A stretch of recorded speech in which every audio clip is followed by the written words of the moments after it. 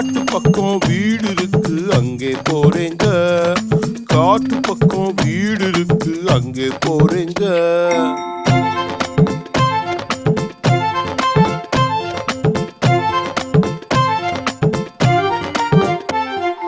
கம்பளி சட்டை நல்லா இருக்கு, யாரு தந்தாங்க? யாரு தந்தாங்க? கடவுள் தந்த சொத்து தானே, வேற யாருங்க? கடவுள் தந்த சொத்து தான்.